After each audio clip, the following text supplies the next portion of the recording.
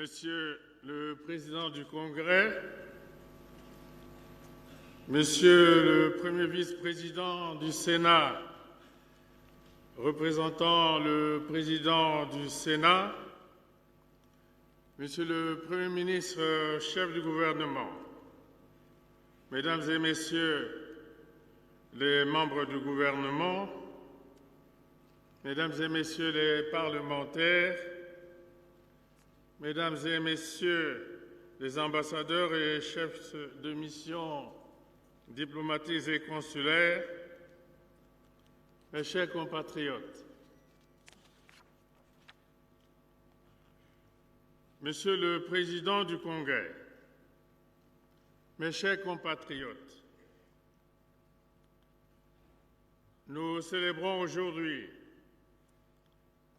la République née le 28 novembre 1958 et magnifions la journée qui lui est consacrée.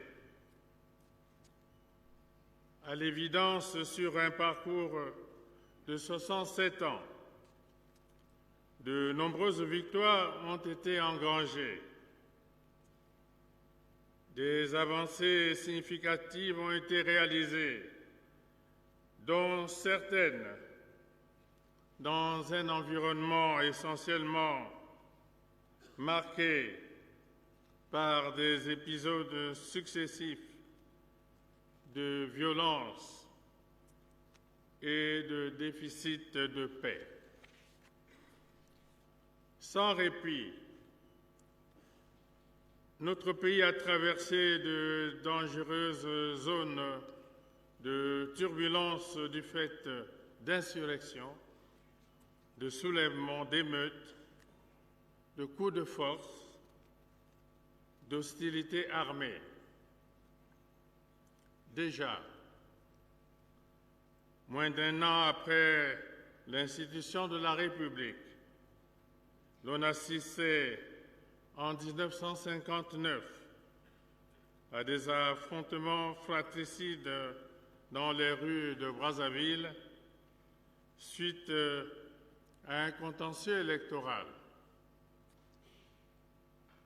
3 ans après l'accession du Congo à la souveraineté internationale, le 15 août 1960, un mouvement populaire, plus connu sous le nom des Trois Glorieuses, éclatait à Brazzaville. Il eut destruction de biens et de nos jours, l'avenue des Trois Martyrs honore la mémoire de 3 de nos compatriotes qui trouvèrent la mort durant ces événements. Puis s'en est suivi, en 1964, la création du mouvement national de la Révolution, MNR en sigle, parti unique, qui a vécu dans son fonctionnement et la gestion du pays des moments de déchirement et divers autres tumultes. Souvenons-nous qu'en juillet 1965, les premiers Jeux africains faillirent être compromis par des tensions sécuritaires ayant précédé ce grand rendez-vous sportif. Le mouvement du 31 juillet 1968, qui mit fin au règne du mouvement national de la Révolution, fut avec la création du Conseil national de la Révolution, CNR en sigle, un moment de grands soubresauts politiques. De même, le Parti congolais du travail, PCT, créé le 31 décembre 1969 dans le prolongement du Conseil national de la Révolution connaîtra lui aussi des convulsions essentiellement générées par des contradictions internes. Le coup d'État manqué du 22 février 1972 à Brazzaville participait des antagonismes en son sein. Bien avant ce putsch, la reprise par les unités de l'armée régulière le 23 mars 1970 de la station nationale de radiodiffusion occupée par des insurgés procédait des crises telles qu'évoquées si haut. Ce cycle récurrent de violence culmine au mois de mars 1977 avec toutes les tragédies qui ont profondément endeuillé le pays. Par la suite, les séquences des années 90 se sont alignées sur les mêmes marqueurs de non-paix observés tout au long de notre passé récent. Le retour au pluralisme politique ne s'est pas opéré sans heurts.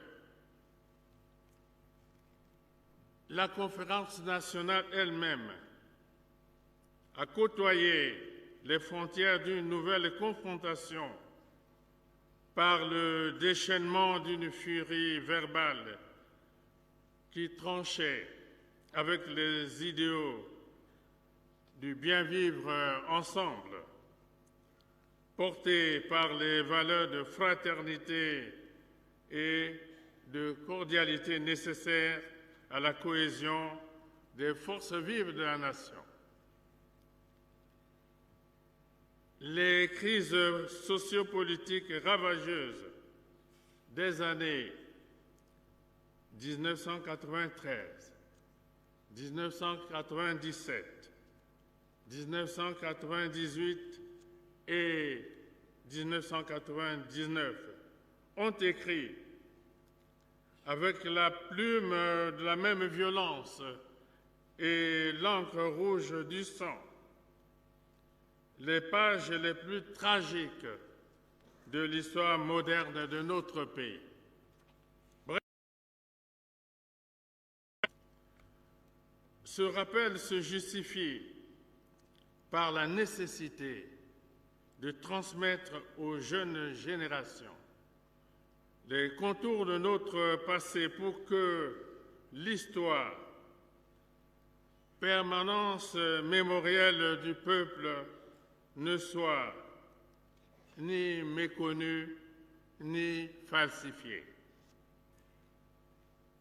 Afin que cette dimension de notre vécu ne soit pas occultée, j'avais à nouveau interpellé notre conscience collective lorsqu'en pleine conférence nationale, j'assumais, en mon nom et au nom de tous mes prédécesseurs, la gestion du monopartisme. Somme toute, je voudrais paraphraser mes propres propos tenus dans le message à la nation le 26 avril 1991. Je cite: « Faut-il enjamber d'autres corps pour arriver à la démocratie ?»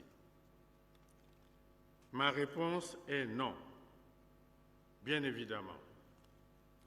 Non, car, en dernier ressort, le problème fondamental demeure celui de l'homme, celui de notre vie en société. Non, car l'on ne construit jamais l'unité et l'avenir sur les déchirements et la haine. l'homme congolais est interpellé dans sa culture, dans ses convictions,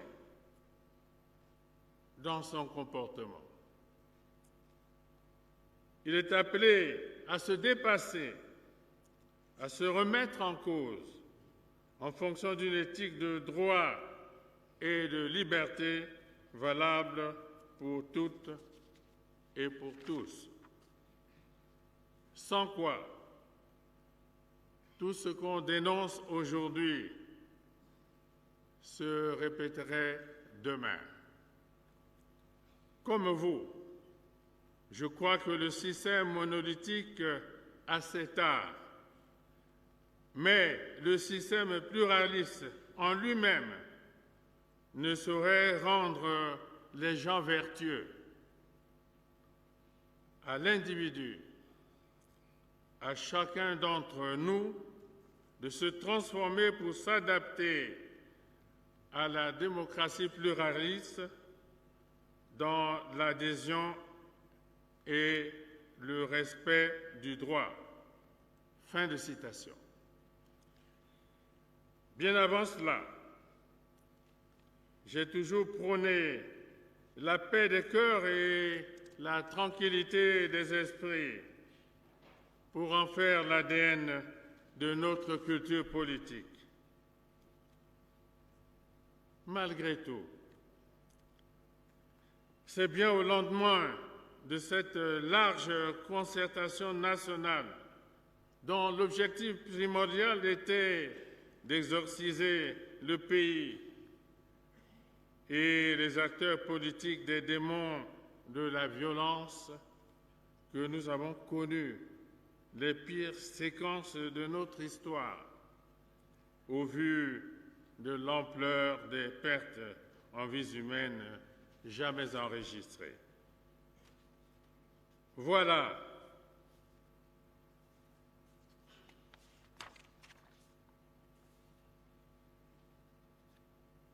Voilà pourquoi mes projets de société, la nouvelle espérance, le chemin d'avenir, la marche vers le développement, allons plus loin ensemble. Ensemble, poursuivons la marche, ont été conçus sur la base d'une vision de reconstruction, de transformation et de modernisation du Congo, structurée autour de notre engagement de mettre résolument le pays sur la voie de la paix et du progrès. Monsieur le Président du Congrès, mes chers compatriotes, au demeurant, notre peuple possède des atouts qui le prédisposent à la paix. Aussi, avons-nous toujours ambitionné de faire de notre pays un véritable havre de paix. Et comme l'enseigne la sagesse ancienne, je cite, « La paix, la meilleure des choses qu'il fut donné aux hommes de connaître, car un seul traité de paix est supérieur à d'innombrables triomphes. » Fin de citation. Parce qu'elle rappelle à chacun de nous un mauvais souvenir. Les leçons issues des troubles sociopolitiques qui ont affecté notre pays depuis l'indépendance doivent consolider la conscience nationale et le mieux vivre ensemble. Le plus important se résume désormais dans les enseignements qui en ont été tirés, qu'on en tire encore aujourd'hui et que nous tirerons pour l'avenir. Monsieur le Président du Congrès, mes chers compatriotes, j'ai expressément fait remonter ces évocations à la surface du souvenir pour encore prendre date, rappeler au peuple et mieux expliquer aux générations montantes la quintessence de notre histoire avec certaines réalités affligeantes qui ont parsemé le chemin de la nation. S'agissant toujours de la paix, j'ai toujours soutenu de manière régulière qu'elle n'est pas uniquement synonyme de situation de non-conflit ou de non-guerre. La paix, c'est aussi l'éradication de tout phénomène attentatoire à la sécurité, à la quiétude des populations. Le disant, je fais allusion à l'opération engagée par la force publique contre la dangereuse montée du grand banditisme. De manière structurée, odieuse et préméditée, en gangs organisés, des malfrats sèment la terreur et tentent d'instaurer un climat d'insécurité et de peur généralisée dans le pays. Ils violent et commettent des forfaits d'une cruauté sans précédent. Des pans entiers de notre économie se retrouvent en péril, en proie aux fausses codines de l'insécurité entretenue par ces bandes de criminels. L'économie de nuit, articulée autour des activités comme l'hôtellerie, la restauration, les divertissements, la culture et le tourisme nocturne, pâtirait profondément de l'environnement de terreur créé par ce grand banditisme. Le secteur informel, tenu par les innocentes mamans qui se lèvent tôt et finissent tard la nuit, leurs activités destinées à la satisfaction des besoins vitaux de nombreuses familles, en seraient lourdement déstabilisées si l'on n'y prenait garde.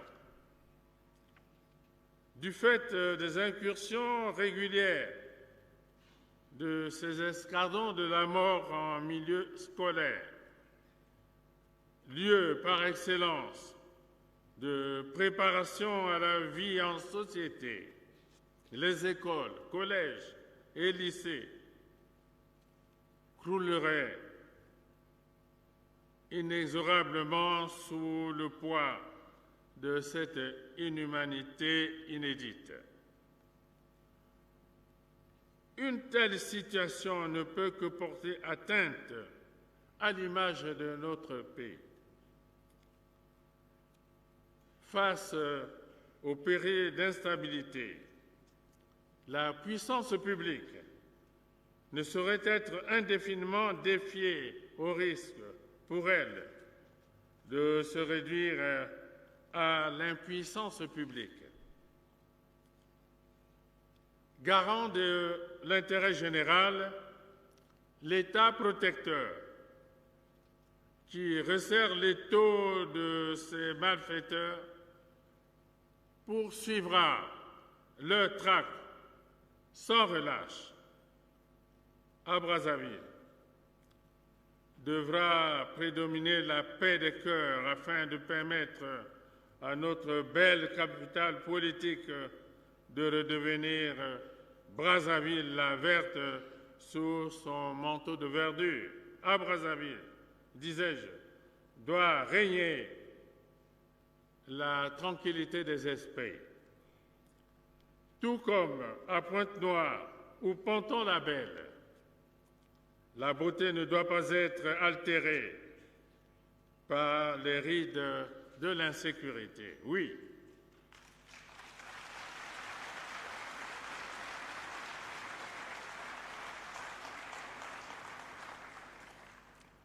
Oui. Paix des cœurs et tranquillité des esprits à Brazzaville, notre capitale politique. Paix des cœurs et tranquillité des esprits à Pointe-Noire, notre capitale économique. Paix des cœurs et tranquillité des esprits sur l'ensemble du territoire national. Devant la Constitution, devant le peuple, j'avais pris l'engagement d'assurer et de garantir la sécurité de tous et de chacun. Sur cette question, je serai intraitable et cela doit être pris et compris comme tel.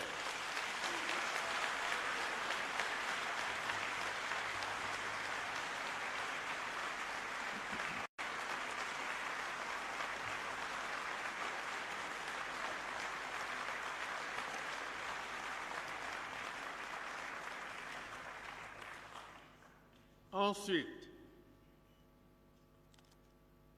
je confirme que la traque et le démantèlement de ces groupes sans foi ni loi seront maintenus dans tous les coins et recoins jusqu'à la capture du dernier bandit.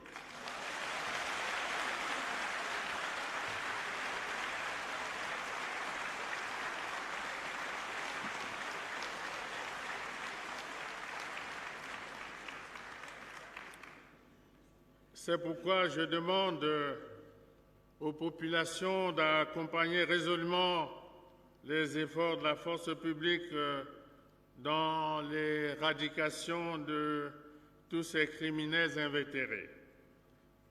Puissent les victimes ayant survécu à ces atrocités inédites et leurs familles trouver consolation à travers la profonde compassion exprimée en cette solennelle occasion par la Nation. Monsieur le Président du Congrès, mes chers compatriotes, en proclamant 2024 année de la jeunesse,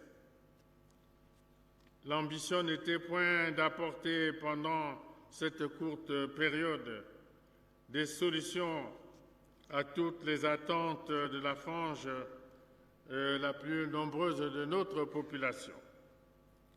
Il s'agissait de renforcer les fondements d'une prise de conscience collective sur l'urgence de soutenir la mise en œuvre des initiatives destinées à assurer une réponse plus efficace aux besoins des jeunes avec un accent particulier sur l'éducation, la formation et l'emploi. Dans ce sens, le grand philosophe Diogène ne disait-il pas qu'au fondement de tout État se trouve l'éducation de sa jeunesse?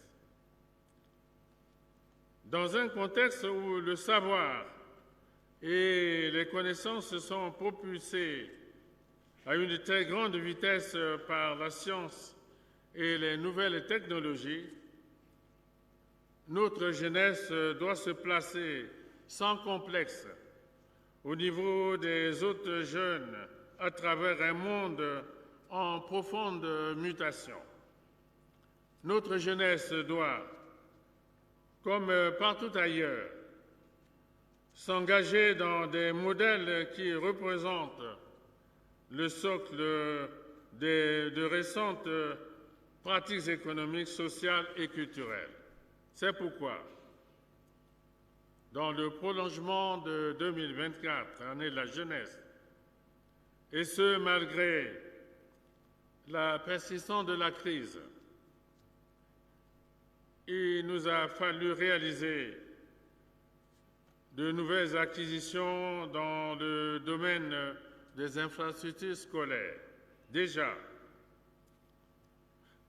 le complexe scolaire de Tchimizi, dans le département du Kulu, concourt depuis le 4 octobre 2024 au maillage du territoire national en infrastructures d'éducation.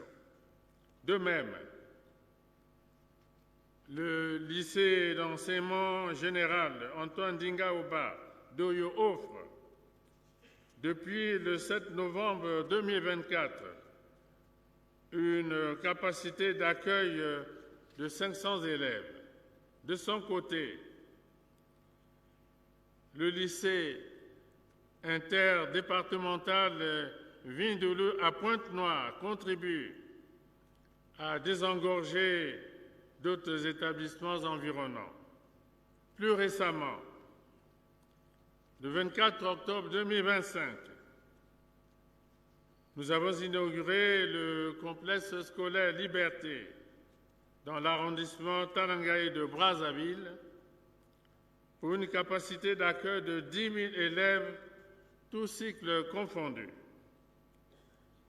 Il y a quelques jours, le 19 novembre 2025, le nouveau lycée interdépartemental de Dolisie a été inauguré pour faire face à la nécessité de renforcer l'offre scolaire dans le département du Niari. À l'arrondissement Bakongo et l'arrondissement Makelekele sera lancée la construction de 2 complexes scolaires qui fonctionneront en synergie avec l'emblématique lycée Pierre Savognon de Brazza, appelé à bénéficier de quelques travaux de rénovation. Au niveau de l'enseignement supérieur, la construction de l'université de Luango dans le département du Kulu se déroule conformément à l'agenda et au cahier de charges convenu. De même, se poursuit la maturation du projet de création de l'université d'Oyo. En procédant le 17 novembre dernier à Liambo dans le département du Kwilu à l'inauguration de l'Université catholique du Congo, nous avons accru nos capacités de formation académique. Enfin, s'agissant de l'enseignement technique, les travaux de l'école des métiers des mines à Swanké dans la Sangha sont suffisamment avancés. J'annonce la mise en service imminente de ce centre. Au bout de l'éducation et de la formation se pose toujours la question cruciale de l'emploi. Les recrutements dans les rangs de la fonction publique pour l'année 2025 ont porté sur un quota de 10 000 nouveaux agents. Toutefois, dans le contexte actuel, la fonction publique nationale et la fonction publique territoriale ne pourraient indéfiniment constituer la seule issue efficace contre le chômage et le désœuvrement des jeunes. C'est pourquoi c'est là qu'apparaît la nécessité de diversifier les leviers générateurs d'emplois. À ne point s'y méprendre, l'avenir est dans l'entrepreneuriat et l'auto-emploi. À ce propos, le Fonds national d'appui à l'employabilité et à l'apprentissage FONEA, ainsi que le Fonds d'impulsion de garantie et d'accompagnement, FIGA, s'attelle à consolider l'œuvre d'insertion et de réinsertion socio-économique des jeunes. En 2025, le FIGA a permis de former 2416 promoteurs de projets, 2416 promoteurs de projets, à raison de 1542 hommes et 874 femmes dans 35 filières et secteurs d'activité. En outre, 338 promoteurs, dont 180 hommes et 158 femmes, ont bénéficié de l'assistance du FIGA pour leur formalisation en qualité d'artisan. Pour sa part, le FONEA a assuré la formation des jeunes dans des filières comme la maçonnerie, la plomberie, le bois et la restauration. Monsieur le Président du Congrès, mes chers compatriotes, tous ces efforts déployés pour valoriser notre capital humain ne porteront leurs fruits que si nos ressources humaines jouissent d'un parfait état de santé. Un esprit sain dans un corps sain. En cette année 2025, dans un contexte de tensions persistantes dans nos finances, nous venons de doter notre système de santé de 2 hôpitaux généraux nantis d'un plateau technique de pointe, l'un inauguré à Sibiti le 21 novembre et l'autre à Ouesso le 24 novembre. De plus, Pointe-Noire dispose désormais d'un Institut national de biologie et de veille sanitaire, une structure essentielle pour poser de manière fiable le diagnostic en ce qui concerne, entre autres, les maladies infectieuses. La santé, c'est également notre régime d'assurance maladie universelle, outil de financement des soins de santé. Les équipes de gouvernance de la Caisse d'assurance maladie universelle ont été installées. L'informatisation de la CAMU s'est achevée, ce qui permet le conventionnement avec les formations sanitaires retenues pour l'enrôlement des populations cibles. En rapport avec la sécurité sociale non contributive, le programme national de filets sociaux visant à améliorer les conditions de vie des ménages vulnérables soutient les bénéficiaires d'aides sociales d'appoint et de transferts monétaires. Un esprit sain dans un corps sain suppose aussi, pour le corps, une bonne alimentation qui ne peut être assurée que par la disponibilité de denrées de qualité à moindre coût. Je rappelle qu'un peuple qui ne produit pas ce qu'il consomme n'est pas un peuple libre. Le développement agricole nous permettra de réduire les importations d'aliments souvent suspects et d'origine douteuse.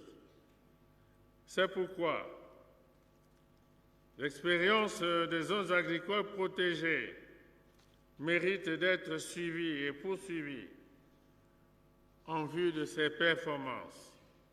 En effet, les 28 000 hectares ont déjà été cultivés permettent aux jeunes de s'activer dans diverses cultures autour de 4000 coopératives ouvertes dans près d'une centaine de sites. Dans le secteur industriel, autre pilier de la diversification de l'économie nationale, les principaux projets sont en phase d'exploitation ou d'études de faisabilité. Sans être exhaustif sur les réalisations importantes, l'on peut mentionner pour cette année 2025 l'unité de fabrication d'éthanol en Cailly pour une production d'alcool à 87 degrés estimée à 6 millions de litres par campagne et 25 000 tonnes de mélasse pour l'aliment de bétail. L'usine de production de biocarburants à base de soja, de ricin et de tournesol à Loudima. La poursuite de la construction de la cimenterie de Taotao dans le district de Louvakou, département du Niari, pour une production de 600 tonnes par jour. L'industrie minière s'enrichira sous peu du nouveau code minier en cours d'adoption et qui rendra plus rentable ce secteur pourvoyeur de ressources de l'État. En fonction du niveau d'avancement des travaux d'implantation, la zone économique spéciale de Pointe-Noire dispose ou disposera sous peu d'une société de déroulage du bois, de l'unité de production de médicaments génériques, de l'usine de fabrication d'allumettes et de cure-dents, de l'unité de production de carrelage, de baies vitrées, de panneaux solaires, de l'unité de production de sucre. Monsieur le Président du Congrès, mes chers compatriotes, l'on ne peut pas aller au développement sans électricité. Je suis toujours resté sensible aux faiblesses récurrentes dans la fourniture de l'électricité. Mais cette situation n'annule pas pour autant tous les efforts que nous avons accomplis cette année. Depuis le 25 novembre dernier, la ville d'Évo, chef-lieu du département de la Cuvette-Ouest, est connectée au réseau national grâce à la construction de la ligne haute tension 110 kV Bunji-Évo. Ensuite, les travaux de raccordement des districts de Luingui, Boko et Lumo dans le département de Pôle se poursuivent de manière satisfaisante. Enfin, le poste de transformation de la zone industrielle de Maloko a été mis en service le 2 septembre dernier. Néanmoins,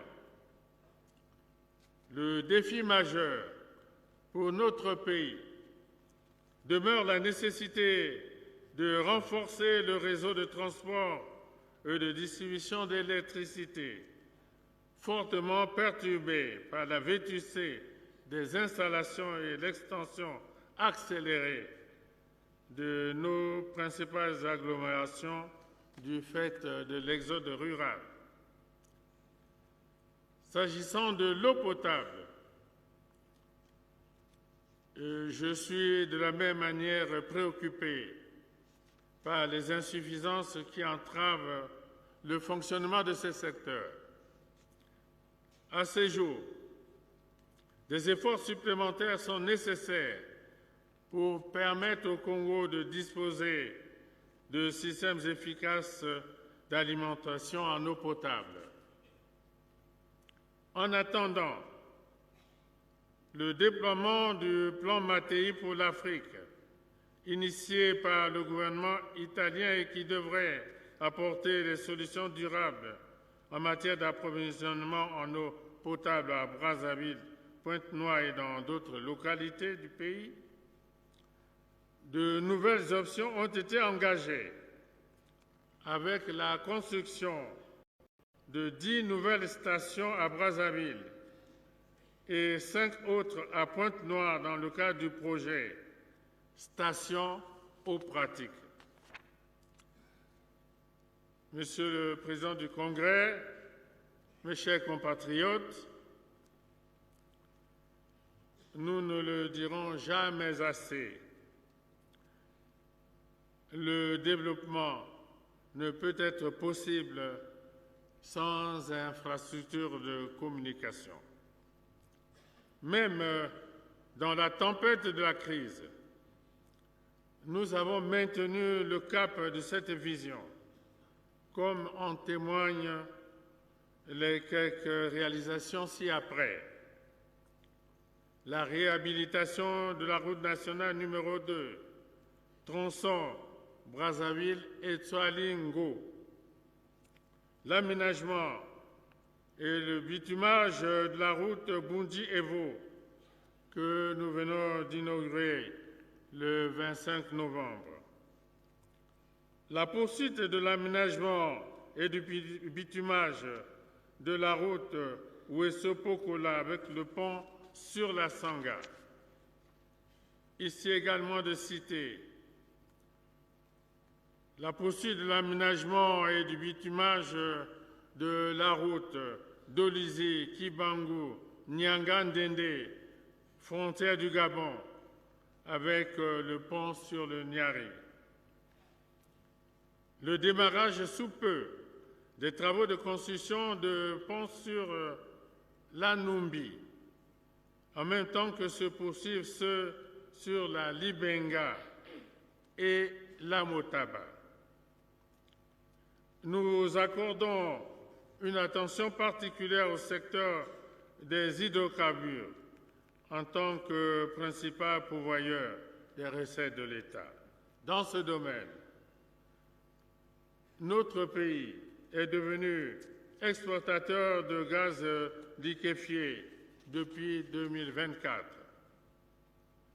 La seconde phase du projet, avec la société Eni, prévoit la montée en puissance dès 2026 avec une capacité de 3 millions de tonnes par an grâce à la mise en service du deuxième navire de liquéfaction avant la fin de cette année. Un autre projet en cours de développement par l'opérateur Wingwa que nous venons de lancer à Pointe-Noire en date du 17 novembre 2025 permettra de traiter 5 millions de mètres cubes de gaz par jour. Devant les perturbations enregistrées dans la fourniture de carburant du fait de la vétusté des équipements de l'actuelle raffinerie, nous plaçons nos espoirs dans le projet de construction de la deuxième raffinerie de pétrole lancée par la société chinoise Atlantique Pétrochimie dans la zone économique spéciale de Pointe-Noire. Cette dernière prévoit une capacité de traitement évolutive de 1,5 à 5 millions de tonnes par an. Tout autant que pour l'électricité et l'eau potable, nous nous préoccupons des questions de la vie chère en tant que l'une des causes de la précarité au niveau des populations. Les actions destinées à la maîtrise des prix des denrées de première nécessité ont été renforcées durant l'exécution du plan de résilience sur les aliments en 2022 et 2023. J'enjoins le gouvernement à redoubler d'efforts en matière de régulation et de gouvernance commerciale à l'effet de réprimer les fraudes et les pénuries spéculatives organisées par certains commerçants véreux. S'agissant des réformes engagées au niveau des finances publiques, 3 indicateurs nous permettent d'apprécier la situation macroéconomique de notre pays, à savoir la croissance, l'inflation et la dette.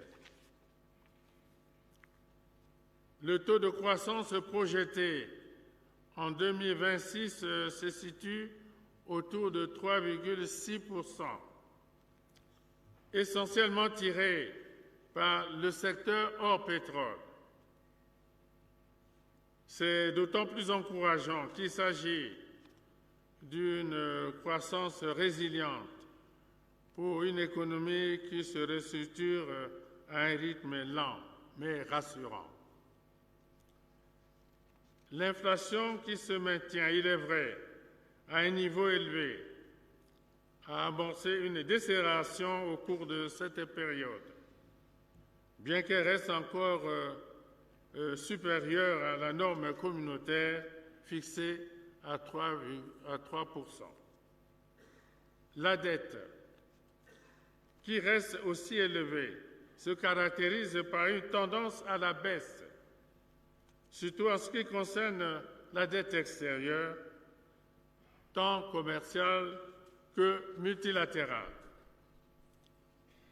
L'effort d'optimisation de la trésorerie entrepris par notre pays induit le reprofilage de la dette intérieure afin de la rendre davantage soutenable. Cette embellie nous ouvre de nouvelles perspectives, expression de la confiance retrouvée auprès des partenaires financiers.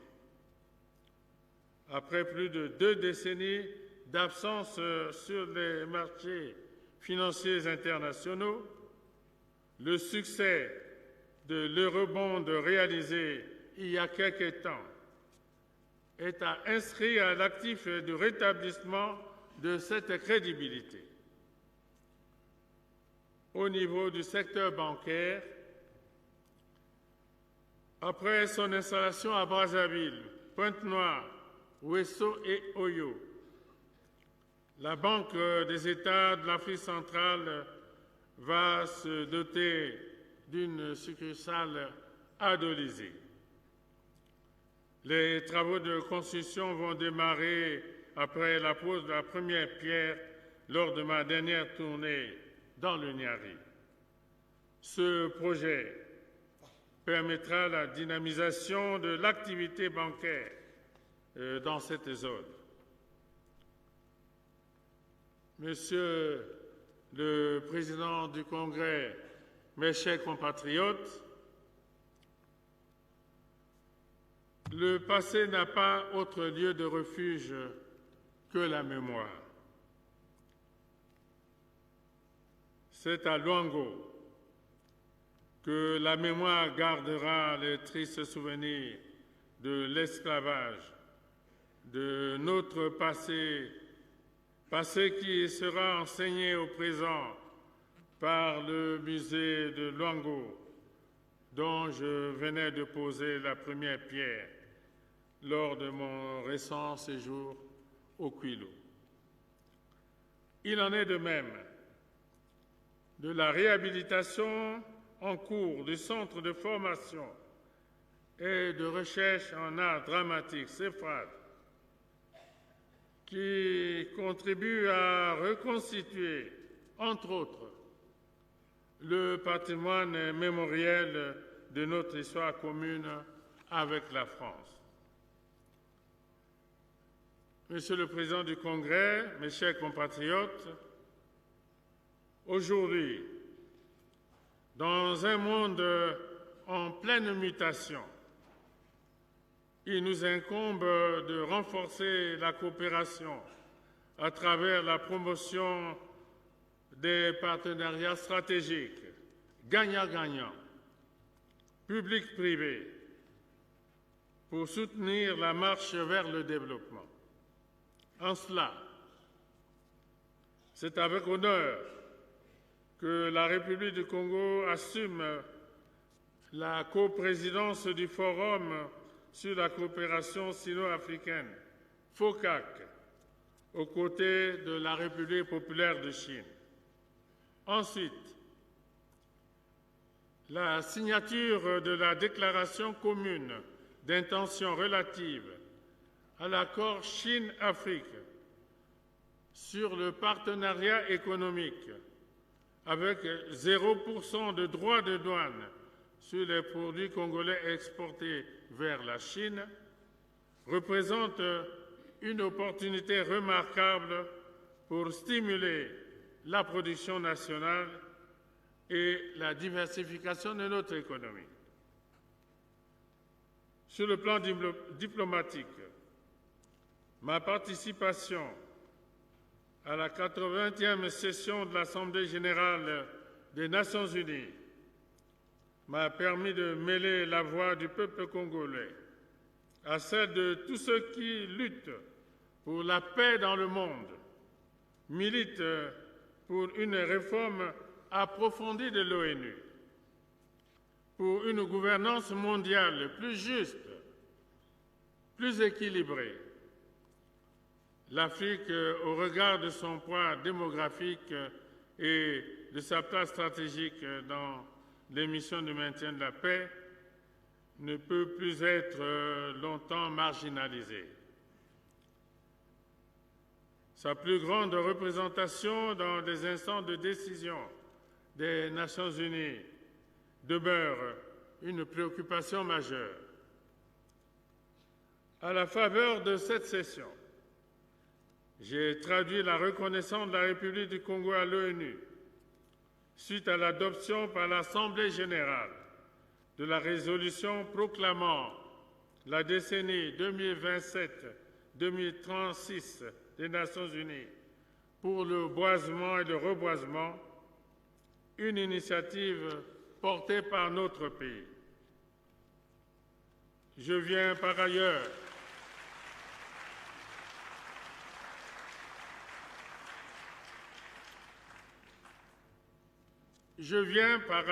de Belém au Brésil, où s'est tenue la COP 30. J'ai à cette tribune réitéré notre plaidoyer en faveur de la préservation des écosystèmes tropicaux de biodiversité. En même temps, j'ai plaidé pour des financements climatiques équitables au nom de la solidarité internationale et pour la survie de l'humanité. Cette tribune a été le lieu tout indiqué pour moi d'amplifier le message pathétique des populations autochtones adressé au monde à travers la déclaration adoptée lors du premier congrès mondial des peuples autochtones et communautés locales tenu à Brazzaville du 26 au 30 mai 2025 et qui a regroupé les représentants des 3 bassins forestiers, à savoir le Congo, l'Amazonie et le Bornéo-Mékong. Bref, la COP 30 nous aura permis de conforter notre position et notre leadership dans les premières lignes de lutte contre les changements climatiques. Dans le prolongement de mes entretiens avec le président Emmanuel Macron lors de ma visite officielle en France en mai 2025, il a été conclu et signé l'accord portant création de l'Académie internationale de lutte contre la criminalité environnementale. Cet établissement de formation des acteurs de lutte contre la criminalité environnementale renforcera nos capacités en matière de sécurité et de sauvegarde de notre biodiversité. Monsieur le Président du Congrès, mes chers compatriotes, toujours au plan diplomatique,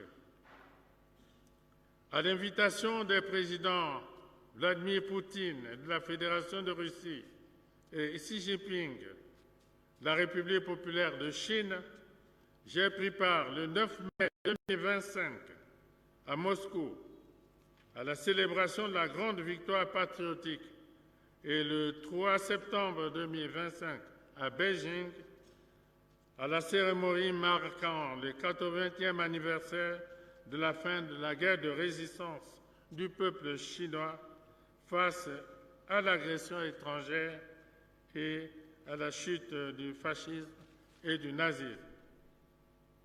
Ces cérémonies ponctuées par deux grandes parades militaires magnifiées, des millions de vies de civils et militaires dont le sacrifice et le sang ont permis, et la victoire des peuples russes et chinois. Monsieur le Président du Congrès, mes chers compatriotes, à l'invitation du gouvernement angolais, je me suis rendu le 11 novembre 2025 à Luanda pour prendre part aux festivités commémoratives du 50e anniversaire de l'indépendance de l'Angola. C'est avec beaucoup d'émotion que j'ai suivi l'évocation faite par le président João Manuel Gonçalves Lourenço, mettant en évidence le rôle déterminant joué par la République du Congo en soutien à la lutte du peuple angolais. En me décernant à cette occasion la médaille d'or, classe d'or, accompagnée d'un diplôme d'honneur, le président angolais a également décoré à titre posthume le président Marien Ngouabi, digne fils d'Afrique, fervent défenseur des idéaux du panafricanisme.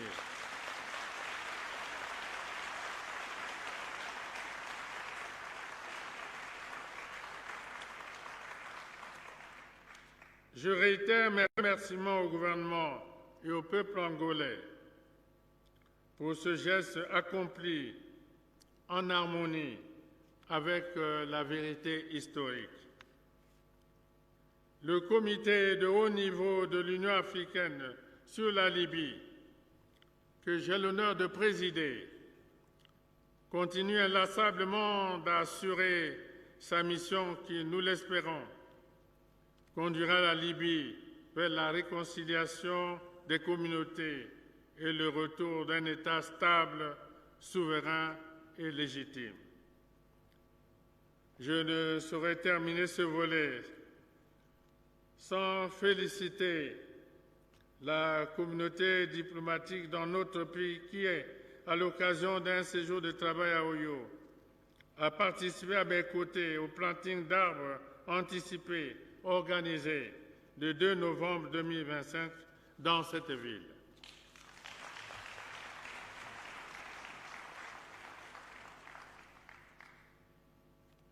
Monsieur le Président du Congrès, mes chers compatriotes,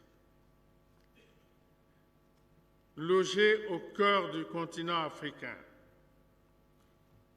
la République du Congo est située au confluent de nombreux défis historiques. Ce privilège, consacré par sa situation géographique, confirme sa vocation de pays de transit et lui confère au plan politique et idéologique, la notoriété de fervents défenseurs des valeurs et aspirations du panafricanisme. Berceau de l'humanité, l'Afrique, forte de ses atouts et qui se réveille après la longue nuit de l'esclavage et de la colonisation, se positionne aujourd'hui comme le continent d'avenir. Le panafricanisme, disais-je, mouvement fondé sur une vision sociale, économique et culturelle, prônant l'indépendance totale de l'Afrique, l'émancipation et l'intégration des peuples africains, devrait être à la base de nos options politiques et nos choix stratégiques. Je rappelle que la paix est un préalable fondamental au développement. C'est pour cela que la République du Congo s'inscrit dans toutes les initiatives qui visent à restaurer la paix en Afrique. En outre, la zone de libre-échange continentale africaine, expression du panafricanisme économique, ne sera véritablement opérationnelle et au service de nos peuples que si elle prend appui sur des infrastructures viables. Le libre-échange et la libre circulation de personnes et de biens supposent la construction et la disponibilité de voies de communication routières, ferroviaires, portuaires, aéroportuaires modernes. Par exemple, l'on ne peut imaginer l'industrialisation et la modernisation de l'Afrique sans infrastructures énergétiques. Or, à ce jour, 600 millions d'Africains n'ont pas accès à l'électricité.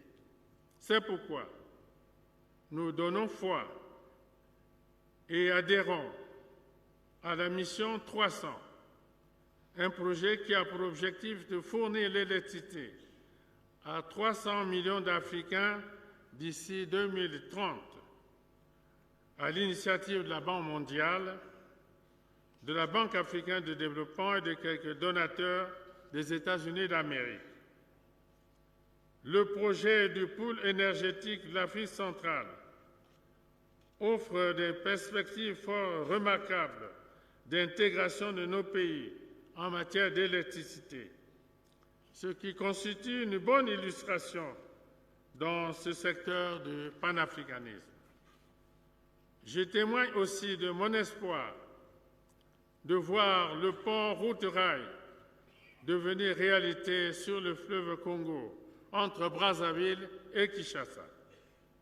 Ce binôme qui unit la République du Congo et la République démocratique du Congo avec le lion du panafricanisme appelle la mobilisation de nos efforts partagés pour une intégration de nos réseaux de transport routier et ferroviaire.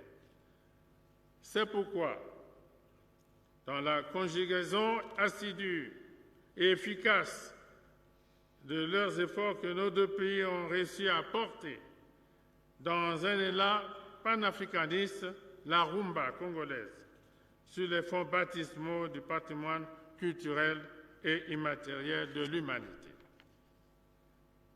La mise en commun de nos ressources ne peut que nous ouvrir des voies de succès. Mais elle favorise aussi cette solidarité que prône à toute tête le panafricanisme, d'où le rôle clé de nos routes à vocation interrégionale, déjà opérationnelles ou en construction.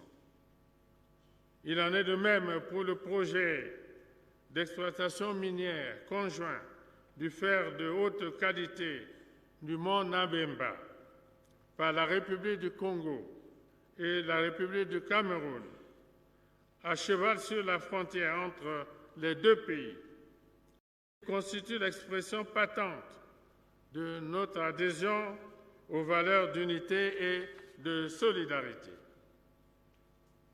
Unis hier, nous avons pu conquérir une autre indépendance politique. Aujourd'hui, il s'agit d'œuvrer à la consolidation de cette même unité pour faire face aux grands enjeux et aux défis économiques suscités par les mutations attendues ou qui s'opèrent dans les stratégies mondiales. Peuple congolais,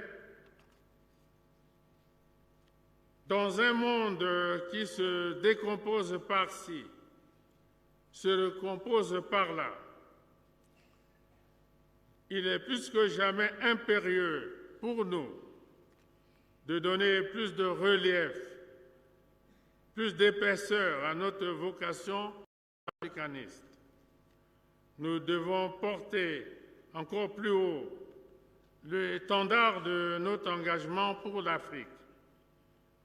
Le vert, la première couleur de notre drapeau tricolore, symbolise nos espérances et notre optimisme en l'avenir. Que ce vert puisse davantage se confondre au vert du drapeau de l'Union africaine pour stimuler à jamais notre mobilisation et nos efforts afin que triomphent les idéaux du panafricanisme. Quand retentit la congolaise, notre hymne national, pour supprimer le triptyque de notre belle devise, unité, travail, progrès.